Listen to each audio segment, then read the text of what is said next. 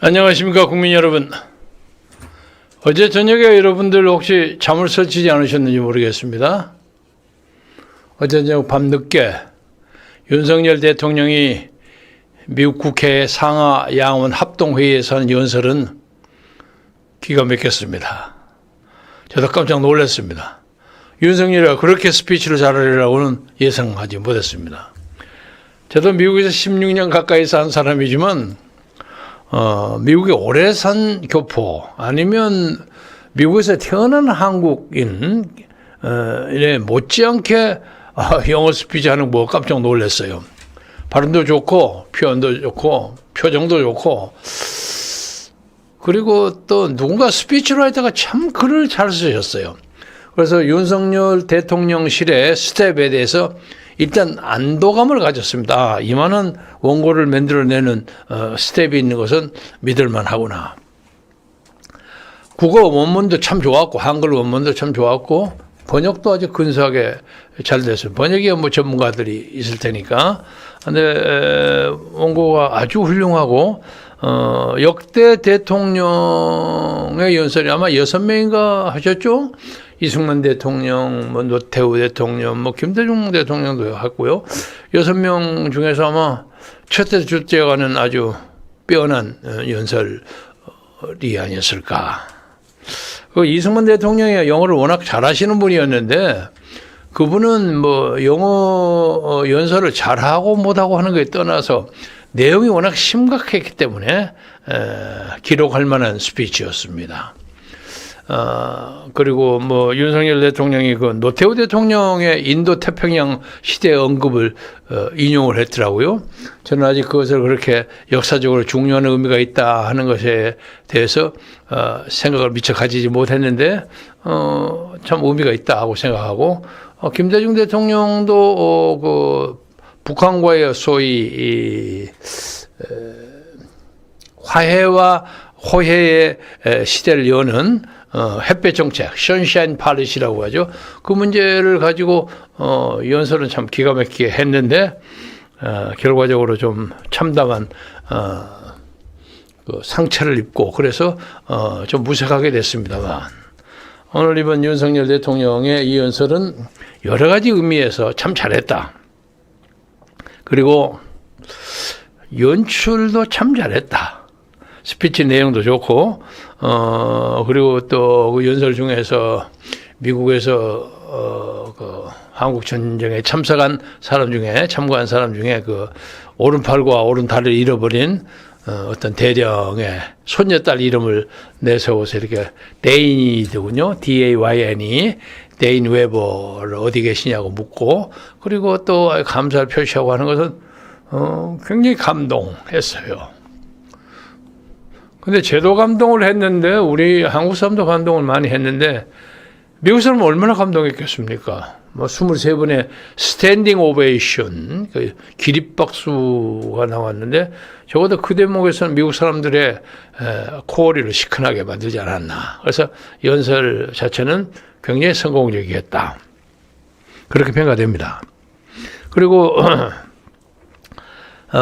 소위 엔터테인먼트라고 할까요? 그 흥행, 유행, 뭐 연출, 연기 이런 면에 있어서 과연 BTS를 배출한 나라의 대통령만큼 훌륭했습니다. 그 점에 대해서는 후한 점수를 드립니다. 우선 이제 그 내용을 말씀드리기 전에 여러분이 아시는 대로 저희들 김경제 방송이 지금 이번 일주일 동안 고생을 많이 하고 있습니다. 방송이 중단돼서 김경제 TV를 가지고 가까스로 지금 월화수 목까지 내리하고 있는데 이게 뭐 커뮤니케이션이 잘 안 되니까 조회수가 뭐 100을 넘지 못하는 아주 하찮은 주목을 받게 됐는데 월요일부터 다시 회복됩니다. 그러면 지금까지 했던 거 다 그쪽에 올려가지고 여러 사람들이 볼 수 있도록 그렇게 하겠습니다. 우선 그 내용을 제가 좀 살펴보면 아마 오늘 지금 저 전국에 여러 군데서 막 경쟁하듯이 대통령의 연설을 평가하는 것이 나오리라고 생각해서 제가 자세하게는 뭐 설명 안 하겠습니다만은 그 대미 정책, 대중 대북, 대우크라이나 사태에 대한 그 지적과 해설은 아주 정확하고 명쾌했습니다. 그래서 특히 그 일본 문제 때문에 지금 한국에서 상당히 국내에서 고생을 하고 있지 않습니까? 근데 일본 문제는 교묘하게 적당히 평가를 많이 하지 않고 오히려 그 얘기 과정에서 우리가 느끼는 게 과연 21세기의 현재에 전쟁이라는 걸 가지고 인간의 문제를 해결할 수 있는가 하는 근본적인 질문에 대해서 생각하게 했습니다. 예를 들자면 지금 현재 세계에서 두 번째로 강하다는 두 번째나 세 번째 중에 하나죠. 두 번째로 강하다는 러시아가 원래 러시아 하면 우리가 일반적으로 로스케라고 해갖고 그냥 막 닥치는 대로 덤벼들고 그냥 막 대단한 뭐 포격도 가하고 옛날에 그 뭐 발틱 함대라는 그 유명한 세계를 제패한 함대가 전 세계 그 바다를 그냥 제패하고 그랬던 시절이 있지 않았습니까? 그 거창한 그 소비에트 유니온의 후신 러시아 페데레이션이죠. 러시아 연방이 그 자그마한 우크라이나하고 전쟁을 벌이고 있어요. 우크라이나는 땅은 없지만 그 농업 중심 지역입니다. 그래서 이기지 못하잖아요. 그래서 우리가 쉽게 말해서 21세기에 들어서서는 전쟁으로 문제를 해결이 안 됩니다. 그리고 전쟁을 하기 위해서 꼭 해야 한다면 이제 핵전쟁밖에 하는 방법이 없는데 이제 그것을 지금 주로 북한의 김정은이가 난리 법석하면서 ICBM 쏜다 만다 지금 그러고 있잖아요. 그런데 이 핵전쟁의 문제점은 치명적인 문제점은 핵전쟁을 벌리면 한 사람은 살고 한 사람은 죽고 그러지 않습니다. 옛날 무슨 8.15 해방 직전에 1945년 8월 6일 히로시마 나가사키에다가 미군이 원자탄 투하하지 않았습니까? 그러니까 전혀 그 문제에 대해서 정보를 가지지 않았던 대일본 육군이 그냥 한꺼번에 그냥 콜랩스 항복을 했어요. 그때는 비대칭적인 전력, 응? 그러니까 한 사람은 핵무기를 가지고 있고 한 사람은 전혀 핵무기를 생각도 안 하고 있던 사태에서 벌어졌기 때문에 손든 거죠. 그러나 지금 그렇지 않습니다. 않고 북한이 뭐 자기들이 아무리 핵무기를 만든다 저 난리 법석을 쳐도 그 핵무기를 정작 버튼을 누릴 때는 자기들도 절멸당한다는 각오 없이는 누리지 못합니다.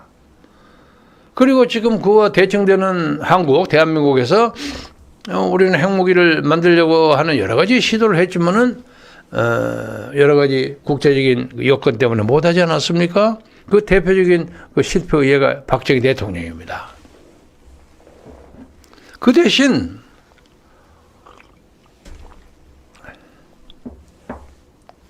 미국은 우리에게 핵우산을 제공한다는 입장을 이번에 더 강화했어요. 그러니까 미국이 북한이 핵무기를 쓸 경우에 절대로 좌시할 수가 없는 그런 입장입니다. 그러니까 김정은의 경우는 자기가 핵무기를 죽기 살기로 던지면 바로 자기도 절멸당한다, 폭파당한다는 것을 각오해야 합니다. 그렇기 때문에 저는 이것이 소위 성경에서는 아마겟돈이라 그러죠. 인류 구멸의 전쟁. 그런 양상이 되어 있습니다. 러시아와 우크라이나 전쟁을 보세요. 러시아가 우크라이나에다가 핵무기 던지지 못하지 않습니까? 지금 큰 소리는 빵빵 치지만 못합니다. 저는 못하리라고 봅니다. 왜? 그 사람들이 핵무기를 던지는 순간 러시아도 핵무기에 보복을 당하거든요. 그리고 지금 우크라이나 배후에는 나토의 30여 개국이 지원을 합니다. 심지어 대한민국까지도 무기 지원한다고 나서고 있는 판국에 러시아가 거기다 우크라이나에 핵무기 던지면 뭐 영국, 프랑스, 독일, 미국, 요새는 핀란드, 스웨덴 이 모든 나라가 가만히 있겠습니까? 그거 견디지 못합니다. 그래서 이번에 윤석열 대통령의 그 연설을 들으면서 저는 그 뭐 내용을 말씀을 드리자면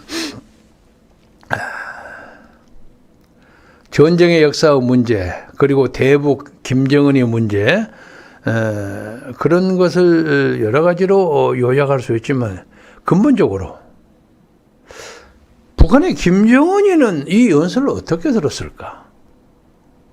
이걸 진지하게 생각해 봤습니다.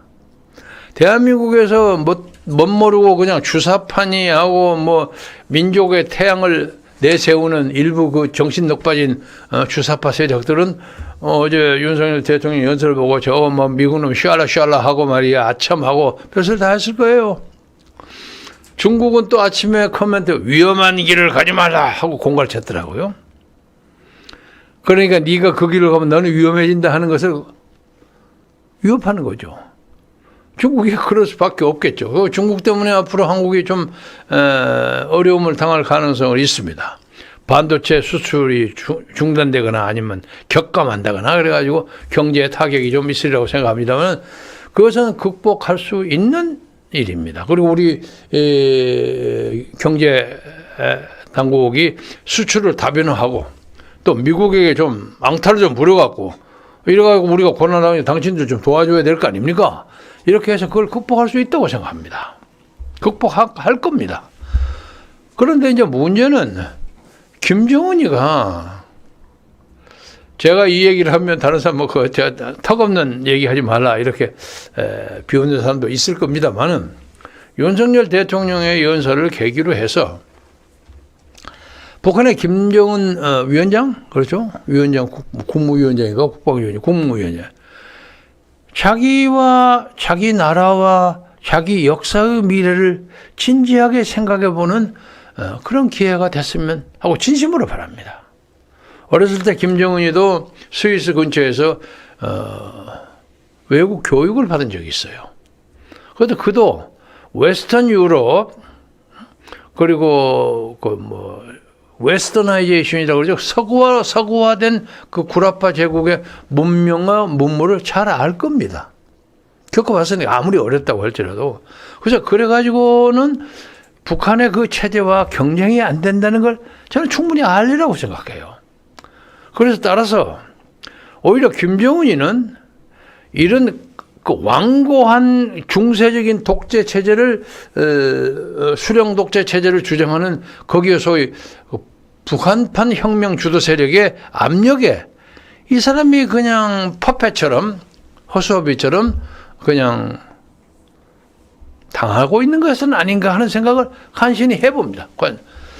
그리고 예를 들면 조금만 자유화 이런 입장을 취하려고 하면 그쪽에서 압력이 세단 말이야.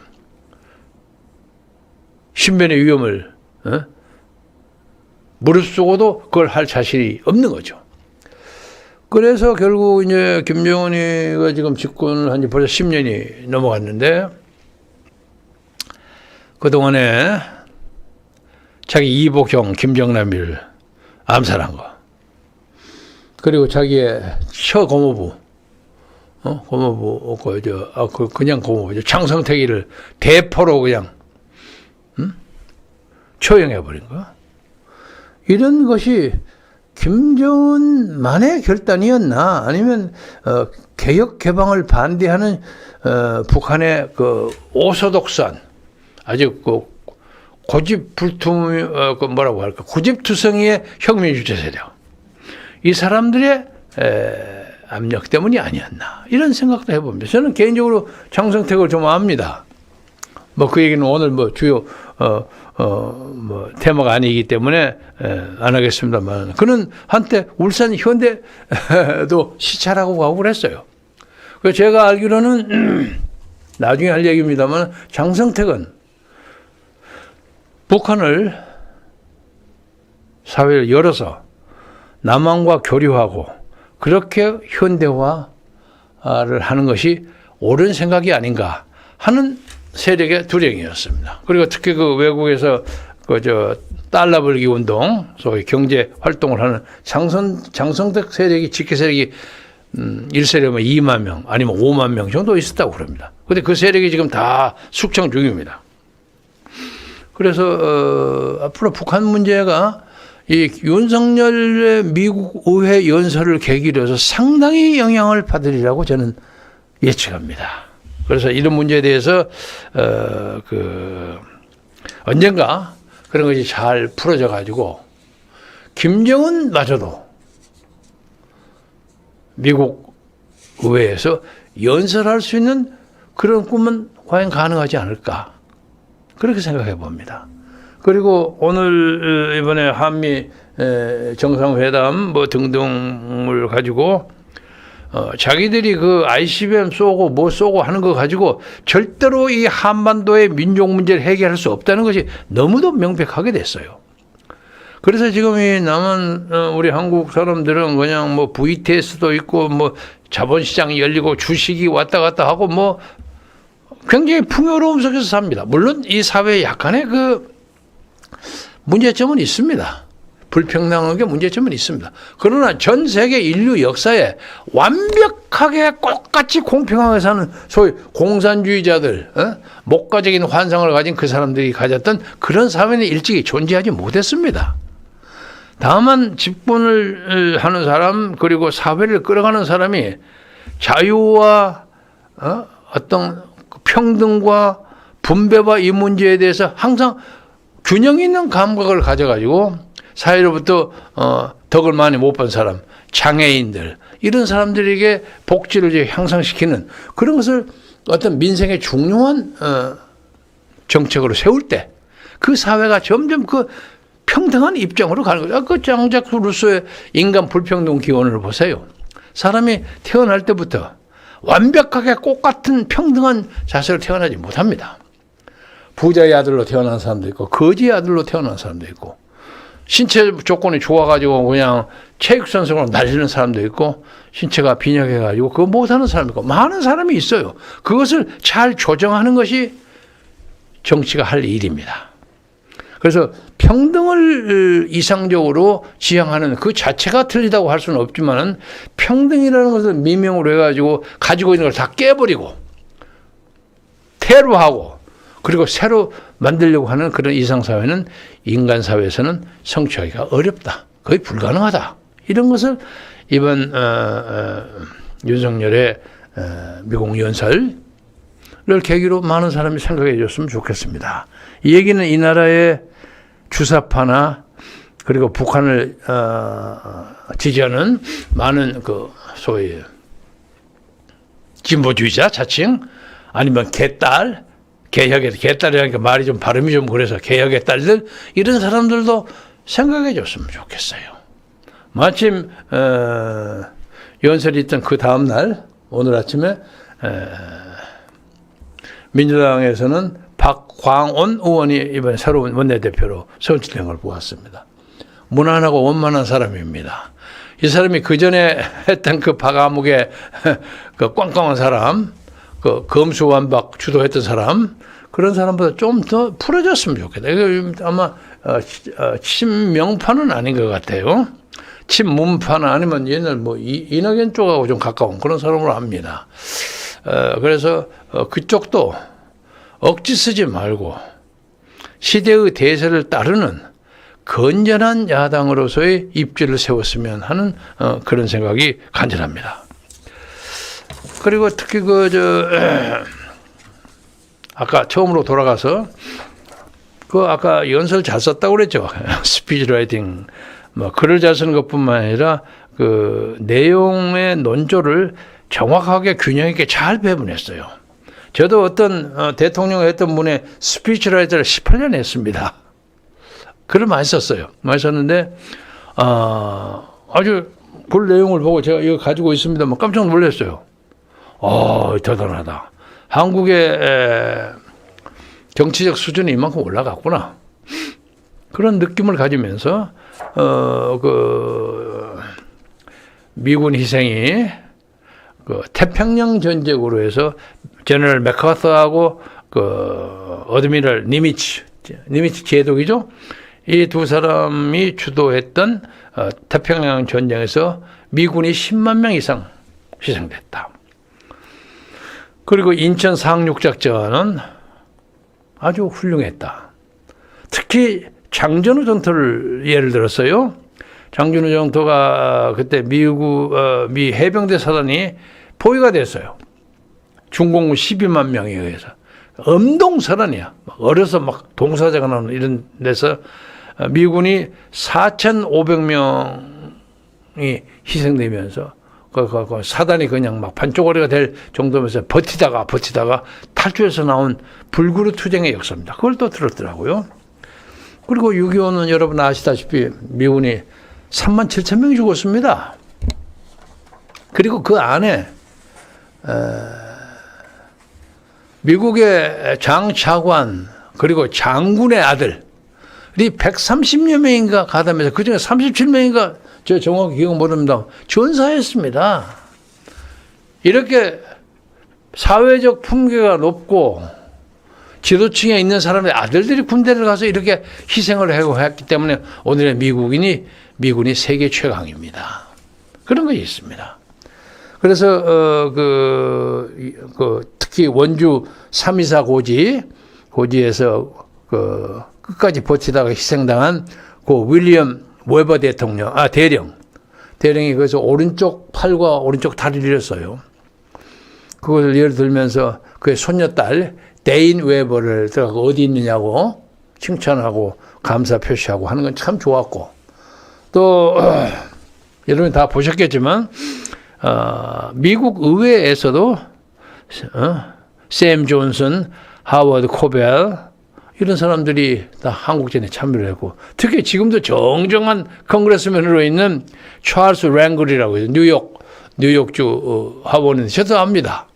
저도 압니다. 제 무슨 회 앞에서 자주 나타나고 제가 미국에 살 때 이런 사람들 예를 쫙 들어서 이 윤석열 대통령이 미국을 빠삭하게 알고 있구나 이런 걸 보여줬어요. 저도 깜짝 놀랐어요. 리서치가 대단하다. 그래서 앞으로 윤석열 대통령은 적어도 미국 정치 무대에서는 아주 인기인이 될 겁니다. 그런 말을 해도 유머를 했더라고요. VTS가 화이트하우스는 먼저 갔는데 국회 컨그레스는 제가 먼저 왔습니다. 이랬더라고요. 농담하고. 그리고 그 무슨 파이라는 노래 불렀죠. 그 영어 노래도 훈련을 연습을 잘 했는지 누가 그 코치를 했는지 그걸 하니까 그냥 바이든 대통령이 좋아서 그냥 어깨를 안고 그 사진 좀 보여주세요.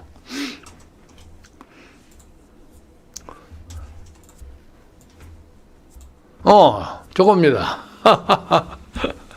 바이든이 저하고 동갑입니다. 그런데 저 사람이 젊어서는 굉장히 핸섬했는데 나이가 조금 들어 보여요. 그런데 저게 아이리시 계통의 사람들은 이 피부가 빨리 건조를 한다는 그런 이론이 있어. 빨리 좀 늙어요. 에드워드 케네디도 나이 얼마 안 됐는데 부글부글 하지 않았습니까? 그 사람이 윤석열 안고 말이야 칭찬하는 거 보세요. 저렇게 짝꿍이 딱 맞는 한미 정상이 우리나라의 그냥 북한의 위협으로부터 대한민국을 잘 보호하고 그리고 인도 태평양 시대 한미일 공조 체제를 잘 끌어가리라고 생각합니다. 바이든은 나이가 좀 들었습니다만은 재선에 나가겠다는 것을 이미 밝혔고 저 양반이 젊어서는 안 그랬는데 나이가 드니까 좀 움직이는 게 좀 이상해요. 저하고 동갑이야. 그런데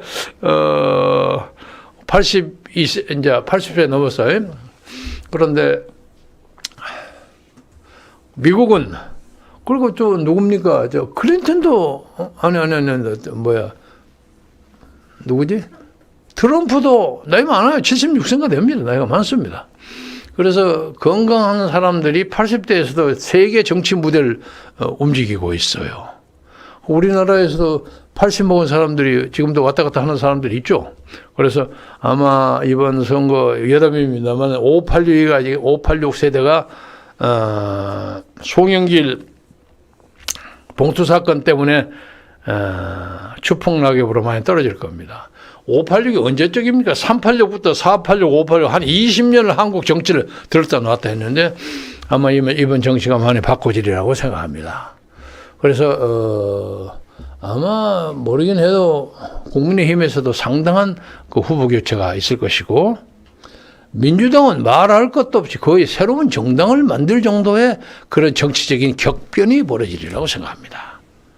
그래서 이런 많은 곳에서 그 문화적인 콘텐츠나 지적 정보, 과학, AI 그리고 무슨 뭐 배터리 그리고 반도체 이런 문제에 대해서는 한국이 70년 전에 코리아하고는 다릅니다. 미국이 갖지 않고 있는 기술도 한국이 가지고 있어요. 그 미국이 그냥 한국 사람 삼성 반도체 어디 막 미국에 공장 세워달라고 난리 법석하잖아요. 그거 이재용 회장이 가서 뭐라고 하니까 아이고 그냥 지산이 상온이 나와서 난리 법석을 치는 그만큼 대등한 나라가 됐습니다. 대등한 나라. 그래서 이런 문제가 이 나라의 자유민주주의와 시장 경제를 세우는 것이 참 그러니까 오남 이승만 박사의 그 희망, 드림이 한반도에는 굳건히 뿌리가 세워졌다. 그래서 여기에는요 반대 의견도 많이 있을 수 있는 거죠 정치적으로. 그리고 반대 5.18에서나 4.3에서나 이런 데서 희생을 당하고 하는 사람들의 억울한 억하심정도 또 충분히 이해할 수가 있습니다. 그러나 이것이 자유민주주의와 시장경제의 틀거리를 벗어나서는 안 되는 거예요. 그래서는 안 되는 거예요. 거기에서 우리 사회에 진정한 화해와 통합이 벌어지고 정치를 해도 다 비슷비슷한 생각을 가지고 싸움을 해야죠. 일방적으로 오늘도 보세요. 무슨 간호사법이니 무슨 3법 일방적으로 야당이 170표로 해갖고 통과시켜놨더라고요. 당연히 윤석열 대통령이 거부권 행사할 겁니다. 그 말도 되지 않는 내용이 많이 있어 그 안에. 그러면 안 돼요.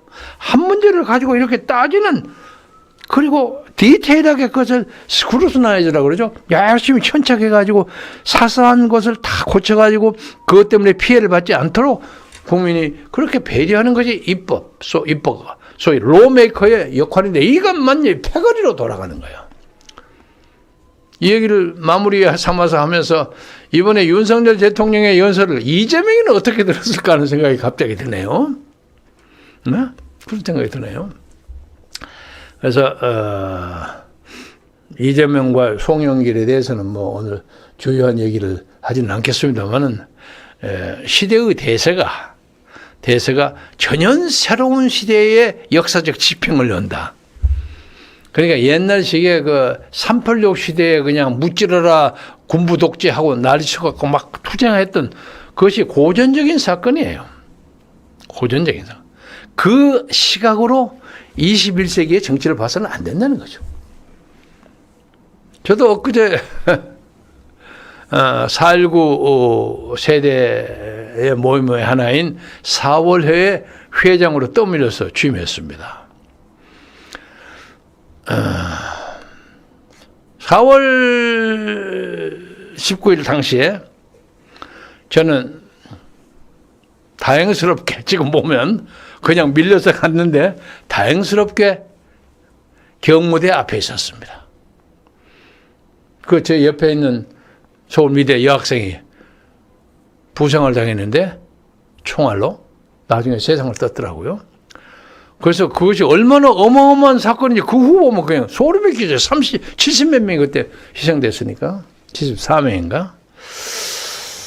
그리고 4.19는 어쨌든 간에 지금 유공자가 한 500 몇십 명 정도 되는 걸로 압니다. 전국에서 일어난 사건인데 그리고 제가 다니는 학교 캠퍼스 그 근처의 사람들은 그 4.19 가지고 그냥 유공자 신청하고 그런 사람이 거의 없었어요. 한두 명 있었겠지. 거의 없었어요. 우리 그거 안 합니다. 지금 저도 안 했어요. 그리고 민주화 운동한다고 해서 박정희 대통령하고 전두환 대통령한테 밀려서 16년까지나 외국에서 들어오지도 못하고 민주화 운동했죠.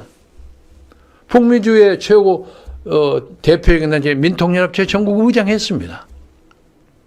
불이익을 많이 당했어요. 그 대한민국에서 정치인으로 입지를 하는데 굉장히 애를 먹었어요. 시간이 비었기 때문에. 그럼에도 불구하고 뭐 앞으로는 모르겠습니다만 민주화 운동에 그 유공자 신청 안 했습니다. 그런데 그런 것을 신청을 안 하고 순수하게 4.19를 지키겠다는 사람들로 만든 것이 제가 이번에 회장이 된 4월회입니다. 에이프릴 소사이어티라고 하는데 그와 관련해서 지금부터 한 달 전인가 4.19를 주도했던 그 당시에 학생운동가들이 이승만 대통령에 대한 평가를 다시 해야 되겠다. 그래서 이승만 대통령의 묘역을 참배했습니다. 그 자기들이 쫓아낸 대통령을 참배했어요. 근데 저는 그분들하고는 좀 다른 게 저는 오랫동안 미국에서 살았기 때문에 그 제가 다니는 학교 옆에 있는 프린스턴 대학 이승만 박사가 다니던 그 교회에 가서 이거저거 무슨 챙겨보고 거기 서재필 박사와의 그 인간적인 에피소드 이런 걸 많이 들어가지고 이 박사가 지금 제게는 가득 차버렸어요 안에. 제가 16년 동안 미국에서 사는 데서 가장 큰 보람이 있다면 이 박사를 완전히 이해했어요. 그리고 동일한 논리에서 박정희 대통령이 없었으면 이 나라가 이렇게 발전되지 않았구나 하는 것을 처음에는 받아들이기 싫어서 억지를 썼지만 그 말이 맞더라고요. 그러니까 참 재미있어요. 저는 박정희 대통령을 반대하고 그 양반한테 대통령 상도 받고 하는 사람입니다만 반대해서 쫓겨나갔다가 그것 때문에 귀국을 하지 못한 불이익을 한참 당했는데 청춘의 중요한 시절 다 외국에서 버렸는데 돌아올 때는 저를 쫓아낸 박정희를 긍정적으로 평가하는 입장으로 돌아왔어요. 인간이라는 게 참 묘합니다. 그렇지만 뭐 그렇게 크게 후회하지는 않습니다. 마찬가지 논리를 펴자면 이승만 박사를 그렇게 반대했던 당시 학생운동가들이 한 7, 80명이 모여서 한 달 전에 이승만 묘역을 갔어요. 근데 저는 개인적으로 다릅니다. 이미 돌아와서 이승만 박사 묘역을 몇 번 갔어요. 왜? 4.19는 4.19고 뭐 어쩌고 하네. 이 박사가 그런 사람이 아니었다 이거야. 그리고 확실히 얘기하겠는데 이 박사가 그때 억지를 쓰고 해서 우리가 훨씬 더 많이 죽었습니다. 일주일 만에 딱 물러나고 그리고 병원에 가서 부상당한 학생들에게 그런 걸 불의를 가지고 싸움 못하면 그것은 젊은이가 아니야. 그렇게 얘기하고 왔습니다. 그래서 이 박사는 당시에 4.19 자유당 부정선거 문제에 대해서는 제2차적인 입장에 있는 사람입니다. 사실은 이기봉의 당선을 위해서 최인규 등등이 좀 무리를 했죠. 그런 사건인데, 그건 뭐 오늘 주조가 아닙니다만은, 이 나라가 그때 그런 박토에서 대한민국에서 확실하게 우파도 별로 없었고, 자유민주주의를 주장하는 사람도 잘 알지 못하고, 박헌영이가 그냥 인민공화국으로 국민을 78% 조직해 놓은 이 엄청난 정치적 박토에서 정읍에 가서 정읍 발언해갖고 자유민주주의 해야 되겠다 주장해가지고 당시로서는 사람들이 많이 웃었어요. 아이, 저 노인네 할아버지 저거 꿈꾸고 앉아있다. 그렇지만 그것을 6.25를 겪으면서 호를 단신 나서서 나라를 지켜가지고 오늘의 감동스러운 국부가 아닙니까? 그것이 오늘날 만들어진 겁니다.